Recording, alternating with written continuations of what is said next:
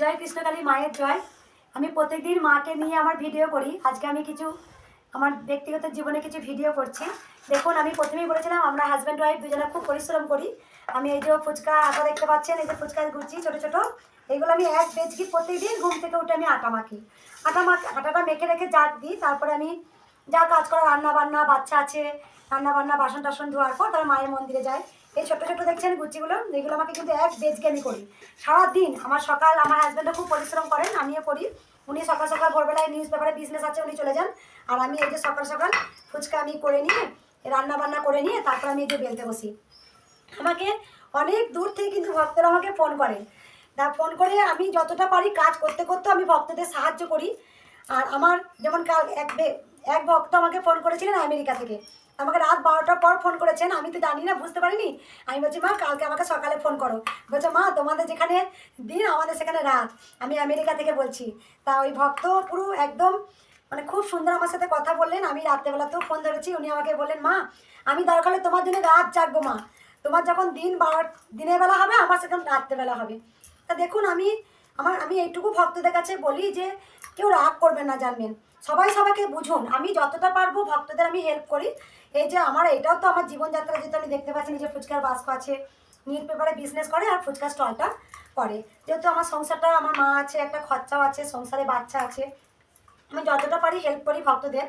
আর এই যে আমি দেখুন ফুচকা বেলছি ছোটো ছোটো গুচ্ছি। আমাকে অনেকে বলে যে মা তোমার মুখে হাসিটা খুব সুন্দর। দেখুন সবার জীবনে কষ্ট আছে, কিন্তু আমি সকল ভক্তদের বলি তবে মুখের হাসিটা হারাবেন না। এই যে হাসি, এটা একটা বিশাল প্লাস পয়েন্ট। হাসবেন, যত কষ্ট দুঃখ আসুক না কেন হাসবেন মন প্রাণ ভরে।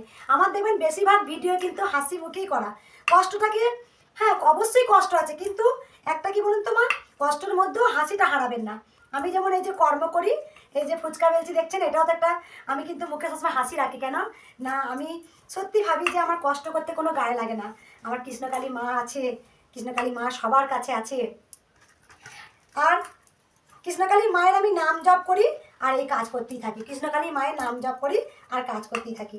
এই যে দেখুন এত ফুচকা আমি বেললাম, হ্যাঁ আমার কোনো সময় কষ্ট বলে মনে হয় না।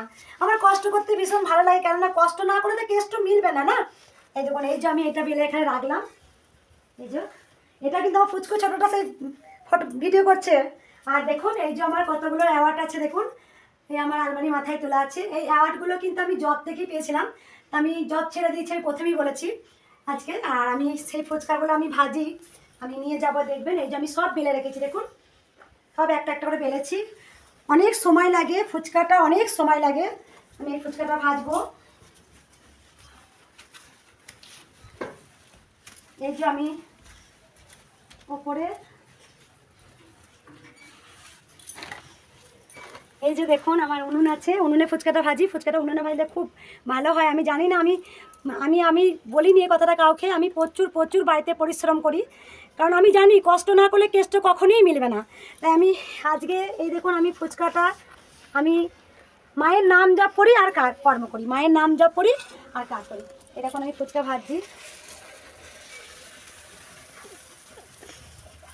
দেখুন এই যে ঝুলতে খানি ভাজা আছে, হ্যাঁ এই যে ভাজছি ফুচকাটা,